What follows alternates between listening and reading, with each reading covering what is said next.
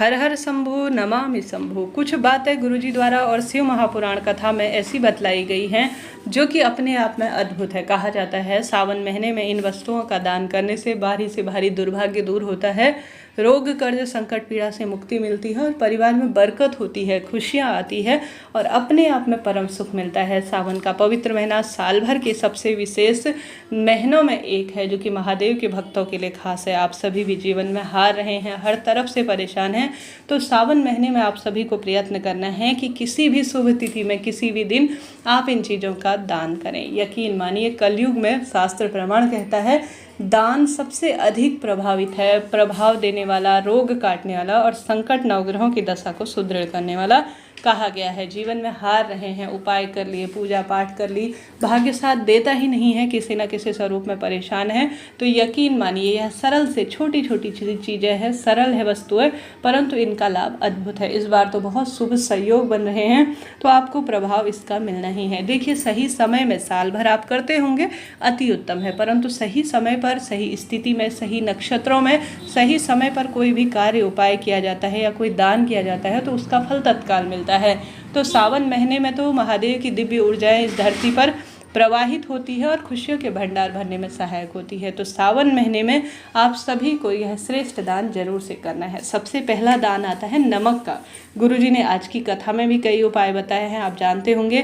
कल जो कथा में उपाय बताए थे वह भी मैंने आप सभी को बतलाए हैं, जिसमें गुरुजी ने कहा है सावन महीने में अगर किसी भी 5 दिन, चाहे तो सावन महीने के सोमवारों में आप जो है बेलपत्र पेड़ के नीचे आप श्री शिवाय नमस्तुभ्यम महामंत्र का जाप करते हैं, या घर पर बेलपत्र को सर पर स्पर्श कर जो है आप श्री शिवाय नमस्तुभ्यम मंत्र का जाप करते हैं, या घर पर जो है बेलपत्र वृक्ष की मिट्टी को लगाकर आप जो है महामृत्युंजय मंत्र का जाप करते हैं, या महामृत्युंजय मंत्र नहीं, जो श्री शिवाय नमस्तुभ्यम है उस मंत्र का जाप करते हैं, तो लाख गुना आपको फलों की प्राप्ति होती है।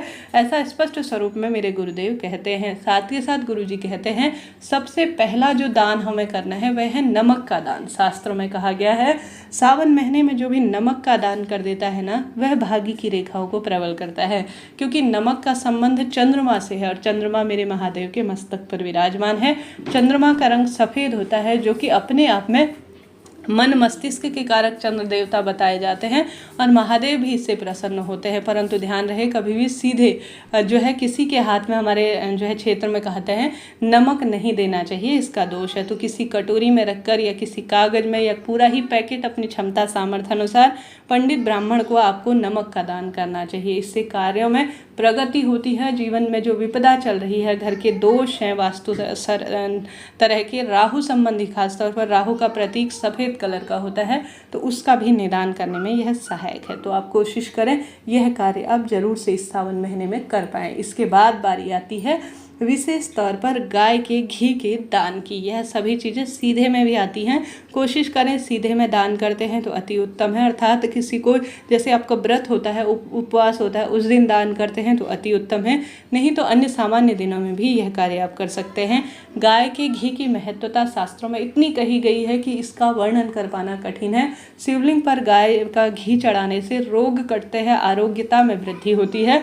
वहीं योग्य पंडित ब्राह्मण या जिन व्यक्तियों को इसकी ज़रूरत है उन्हें जो है गौ माता का शुद्ध गाय का अगर घी थोड़ा सा ही मात्रा में दान करें, क्षमता नहीं है तो कोई दिक्कत नहीं, परंतु आपको दान करना चाहिए, भले ही व्रत का दिन हो या सामान्य दिन हो। ऐसा मान्यता है, इसका प्रमाण मिलता है कि इसके परम सुख कहे गए हैं। तो दूसरे स्थान पर आपको नमक के बाद घी का ज़्यादा से ज़्यादा दान करना है। तीसरी वस्तु आती है सुहाग की सामग्री। सावन महीने में ज़्यादा से ज़्यादा हरी चूड़ियों का दान करें, भले ही आप किसी सुहागिन महिला को दे या माता गौरा को समर्पित करें, परंतु सावन महीने में सौभाग्य चाहती हैं, पुत्र प्राप्ति की कामना है, तो आप ज़्यादा से ज़्यादा हरी चूड़ियाँ, वह भी कांच की चूड़ियाँ या लाख की चूड़ियाँ दान करें। ज़्यादा से ज़्यादा यह दान करने से दुर्भाग्य दूर हो जाता है और परिवार में बरकत आना आरंभ हो जाती है।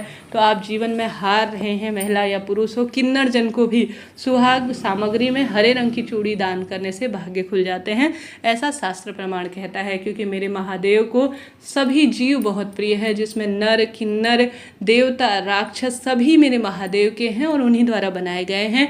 तो आप इस सावन महीने में किन्नर या किसी ब्राह्मण जो है महिला को आवश्यक रूप से दान दे देते हैं तो भाग्य खुल जाते हैं, ऐसा शास्त्र प्रमाण कहता है। तो आप सुहाग की सामग्री इस महीने ज़्यादा से ज़्यादा हरे रंग की चीज़ों का दान करें। हरी मेहंदी, हरी चूड़ी, हरी बिंदी, हरे रंग के वस्त्र कम मात्रा में करें, परंतु दान करने का प्रयत्न करें, भाग्य खुल जाएगा। साथ के साथ इसके बाद जो स्थान आता है वह है गुड़ या चीनी, मीठा, जो कि शिवलिंग पर समर्पित, शक्कर समर्पित करने से, गुड़ समर्पित करने से शनि राहु संबंधी परेशानी तो दूर होती है, साथ ही जो जीवन में मिठास होती है उसकी महत्वता कही गई है। तो हार रहे हैं जीवन में तो गुड़ चीनी का दान करें और शिवलिंग पर भी इसे समर्पित करने का प्रयत्न करें। आप कहेंगे दीदी आप तो इतनी सारी चीज़ें बता रखी हैं, ऐसा नहीं है, थोड़ा थोड़ा रोज़ दान करें, कोई ज़्यादा समय पैसा इसमें लगना नहीं है। कलयुग में तो आप कहेंगे कि आप यह कैसे कह रही हैं, पूजा पाठ का उतना महत्व नहीं है जितना दान का महत्व है।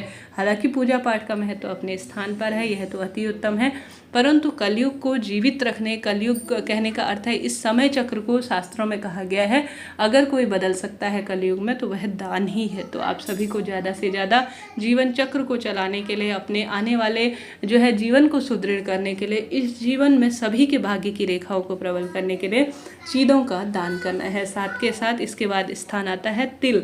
भले ही काले तिल का दान करें सावन में या सफ़ेद तिल का दान करें, भाग्य खुल जाते हैं, रोग कष्ट संकट पीड़ा से मुक्ति मिल जाती है। तो कोशिश करें, शिव महापुराण में कही गई इन चीज़ों का दान आप जरूर से करें, परंतु ध्यान रहे आप कोई चीज़ का भी दान कर रहे हैं तो इसका एक समय है, एक विशेष नियम है।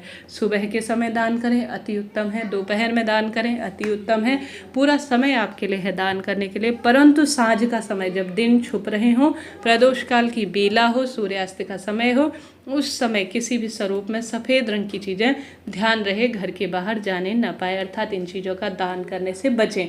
दोपहरी में पूरे दिन भर में आप दान कर सकते हैं।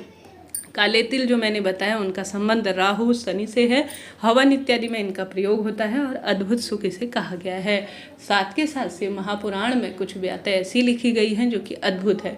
तो इस महीने अगर आप बेलपत्र का पौधा किसी भी मंदिर प्रांगण में लगा देते हैं ना तो आपका भाग्य खुल जाता है, क्योंकि जब जब आप जो है बेलपत्र के पौधे की मिट्टी आप रोपित करेंगे ना, पति पत्नी या कोई आप ही या बच्चे कोई भी, तो वो जैसे जैसे उसकी मिट्टी है वह अन्य लोग प्रयोग में लेंगे, उसकी पत्ती प्रयोग में लेंगे, बेलपत्र की जड़ प्रयोग में लेंगे, तो उसका फल शिवलिंग पर यह समर्पित होगा। तो आपको उस समर्पित हुए कुछ जो है हिस्से आपको भी प्रदान होंगे सुख के स्वरूप में। तो ज़्यादा से ज़्यादा सबसे बड़ा दान आप बेलपत्र का पौधा इस महीने रोपित करें। साथ ही किसी मंदिर प्रांगण में आसन दान करते हैं, कोई दिव्य पुस्तक आप इस महीने दान करते हैं, तो शास्त्र प्रमाण कहता है जो व्यक्ति इसे पढ़ेगा, ज्ञान अर्जित करेगा, या जिस आसन में पूजा पाठ होगी उस आसन में बैठने और मंत्र जाप और पूजा वह किसी के काम आ रही है तो उसका कुछ अंश आपको भी प्राप्त होगा। तो आप ज़्यादा से ज़्यादा इस महीने किसी मंदिर में घंटी चढ़ा सकते हैं, जलाधारी लगा सकते हैं, आप किसी मंदिर में शिव स्थापना करा सकते हैं, शिव चालीसा, शिव महापुराण, शिव स्रोत का जो है दान कर सकते हैं, मंदिर में आसन दान कर सकते हैं। मंदिर में जो वस्तु नहीं है उसका दान अगर आप करते हैं तो पितृ भी तृप्त होते हैं और आने वाली जीवन में जो विपदाएं हैं, जो कष्ट है, जो संकट है, जो पीड़ा है, दुख दरिद्रता है, आपको हर तरफ से खाई जा रही है, अद्भुत तरह की परेशानी आपको तंग कर रही है, तो इस जीवन में लिख कर ले लीजिए। मात्र सावन महीने में इन सरल सी छोटी छोटी सी चीज़ों का दान कर देते हैं तो लाख गुना फलों की महत्वता कही गई। अपनी क्षमता अनुसार वस्त्र का दान जरूर से करें, अन्न का दान जैसे कि चावल शिवलिंग पर चढ़ाना, गेहूं शिवलिंग पर चढ़ाना और इनका दान करना चंद्रमा की स्थिति और सूर्य देवता की स्थिति कुंडली में मजबूत बनाने वाला होता है। तो वीडियो उपयोगी रही हो तो लाइक करें, शेयर करें, कमेंट्स में हर हर महादेव लिखना ना भूलें।